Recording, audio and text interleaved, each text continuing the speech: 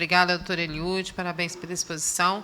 Vamos dar prosseguimento agora com a aula do Dr. Túlio Navarro, de Minas Gerais, Terapia Celular e Medicina Regenerativa em Úlceras Vasculares, à luz da ciência, aula presencial. Obrigado, Val. Obrigado mais uma vez, Eliude. Obrigado, Elias, pelo convite. Eu vou fazer Nós vamos conversar aqui rapidamente sobre a terapia celular. E Eliude sabe da minha posição, e tudo tem que ser comprovado. Não adianta eu falar que isso ou aquilo funciona se eu não tiver um grupo que compara, um grupo controle, etc. E para isso é que existem os desenhos de estudos que a gente faz. Eu não tenho nenhum conflito de interesse nessa apresentação, né? Eu já tinha colocado isso, só que a gente faz algumas publicações, e essa aqui é mais uma arma para a gente lutar contra a amputação do pé diabético, que é o que a gente luta. E eu disse já para o Eliude que o paciente diabético e a úlcera arterial é a maior praga da nossa especialidade, extremamente negligenciado pelos gestores. E é uma coisa que Eliude está fazendo aqui, exatamente a sensibilização dos gestores para que a gente aborde isso. E a terapia celular ela vem nos ajudar aqui. E o que eu vou falar aqui, na verdade, é o capítulo inicial desse livro nosso, que eu escrevi, que é de terapia celular e sua aplicação em doenças vasculares. Então, apesar de toda a tecnologia que a gente revasculariza, a gente tem antibiótico, a gente tem culturas para ver o bicho específico que está causando aquela infecção, ainda a doença cardiovascular é a principal causa de morte no mundo ocidental. E a descoberta das células-tronco representa um grande avanço nisso. É um outro paradigma, mas a gente ainda vai ter que estudar muito isso, ainda vamos ter que comprovar muita coisa antes que a gente possa partir realmente para a terapia. Como que isso começou? Porque até então a gente achava que as células-tronco elas não existiam mais no organismo adulto.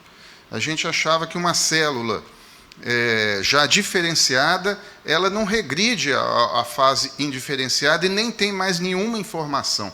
Isso era um erro, a gente não sabia disso, até que esse maluco aqui, em 1962, e lá se vão 60 anos, John Gordon, ele pegou um ovo, um embrião de sapo, ele queimou o embrião e colocou o núcleo de uma célula intestinal de sapo, ou seja, uma célula completamente madura dentro daquele embrião. E o que aconteceu? O embrião, com uma informação de uma célula já diferenciada, ultra especializada, desenvolveu um novo sapo. E aí é que a gente conseguiu entender que toda a informação do organismo está dentro lá do DNA. Então, nós podemos aproveitar isso e regredir aquela célula, porque aí a gente vai ter informações sobre como reconstruir diversos tecidos. Porque está tudo ali já. Com uma informação de uma célula diferenciada, essa célula conseguiu reproduzir pele, músculo, cérebro, nervos, coração, etc. Alguns anos depois, esses dois japoneses, Yamanaka e Takahashi, eles estudaram embriões de camundongos, e eles ficaram ativando e desativando várias sequências de genes, até que eles descobriram os genes que mantinham uma célula imatura, ou seja, aquela célula inicial do embrião, ela tem genes ativados que as mantêm indiferenciadas, e à medida que vai reproduzindo, esses genes vão se desligando. Tudo isso numa sequência correta, já com a programação do DNA.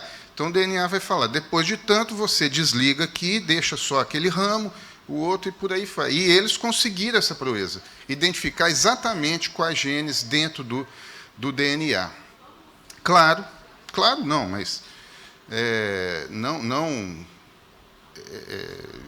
a gente, né, não esperava nada menos, eles foram agraciados com o Prêmio Nobel de Medicina há 10 anos. Bom, e aí surgiu essa história. Então, o que acontece? Nós já sabemos hoje que nós temos células indiferenciadas, que nós vamos chamar de células-tronco, essa é uma das definições de células-tronco, dentro do organismo adulto, capaz de se diferenciar em tecidos que a gente precisa, que estão faltando, como no caso das feridas, como no caso de lesões neurológicas, lesões musculares, miocárdias, etc., ou elas são capazes também de produzir materiais, produzir produtos químicos que levem à diferenciação dessas células imaturas, que estão presentes em todos nós. Só que, evidentemente, numa quantidade muito menor do que no embrião. E quanto mais velho e mais doente, menor a população de células indiferenciadas. Então, o nosso objetivo é exatamente localizar e tentar utilizar estas células para terapia, nesse caso. Então, células-tronco, eu vou voltar aqui, a definição seria, é uma população de células com capacidade de autorrenovação e diferenciação, ou seja, ela não só se reproduz, mas ela é capaz de se diferenciar em diversos tecidos, como a gente está vendo aqui. Outra definição, a gente chama também o mesmo termo de célula estromal. A célula estromal ela é basicamente aquela célula que, embora ela mesmo não se diferencie, ou seja, ela não se transforma em músculo, em nervo, em osso, mas ela produz substâncias químicas, ou seja, ela tem capacidade secretória, que vai levar a outras células indiferenciadas a se diferenciarem naquilo que aquele tecido doente precisa naquele momento. E, por fim, todos esses termos são intercambiáveis, ou seja, você pode chamar de célula estromal, célula-tronco ou célula mesenquimal, né? População de células adulto regenerativas. E aí, no caso, elas, sob condições adequadas de citocinas, de produtos químicos, elas conseguem se diferenciar. De modos que nós temos como conseguir recuperar algumas dessas células imaturas.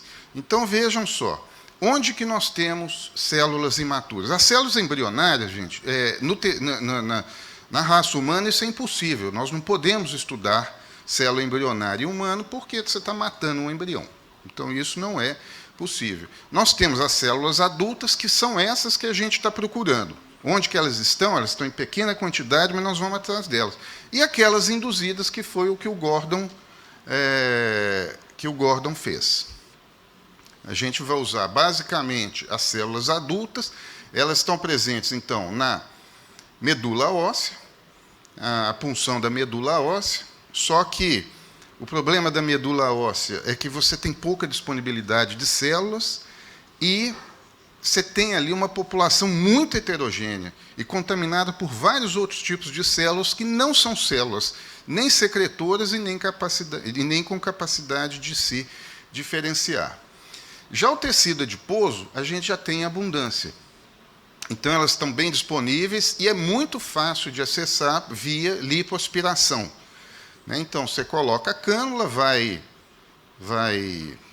aspirando ali, né, e você vai acabar tendo que focar em uma pequena parcela dessa gordura, que é o que a gente chama de fração do estroma vascular, que é onde vão ter células mesenquimais, células-tronco, derivadas do tecido adiposo, perícitos, células endoteliais, pré-adipócitos e até células imunes. Então, é exatamente essa pequena parcela que tem a capacidade regenerativa, e não de um modo geral.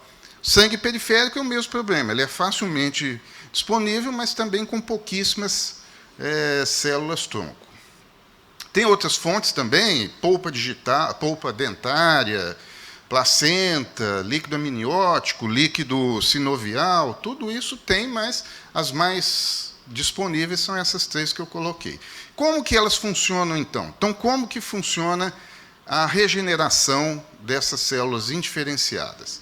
Primeiro, ela pode se diferenciar no tecido que está faltando. Ela se forma músculo, etc.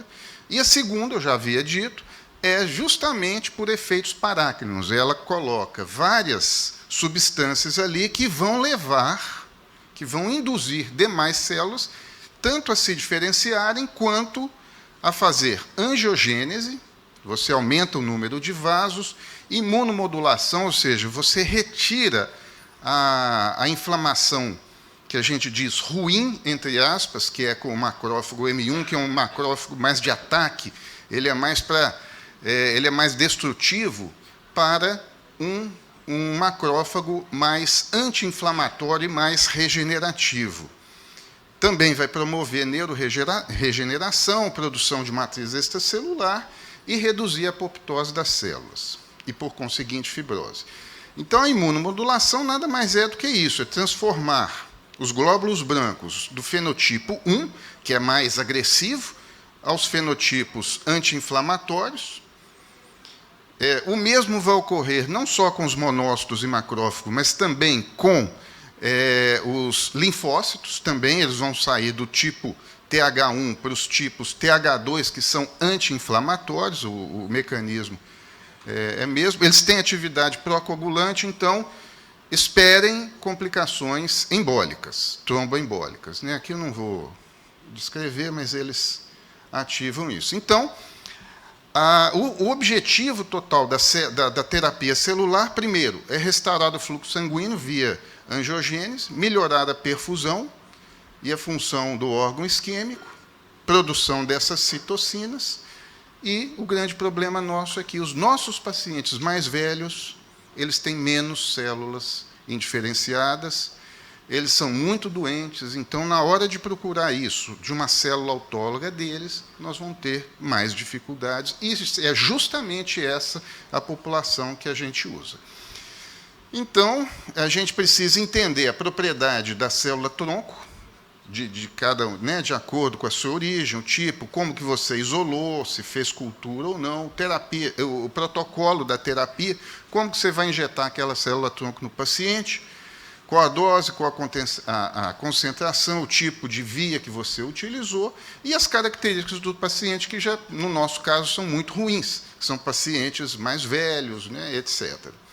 Portanto, concluindo, a terapia por células, ela atua por produção de citocinas, angiogênese e imunomodulação, que a gente vai tentar levar à cicatrização da ferida e entender todas essas variáveis, das propriedades de cada célula, protocolo de terapia, as características do paciente, aí sim nós vamos conseguir um grande progresso nisso. Nós já conseguimos isso? Ainda não.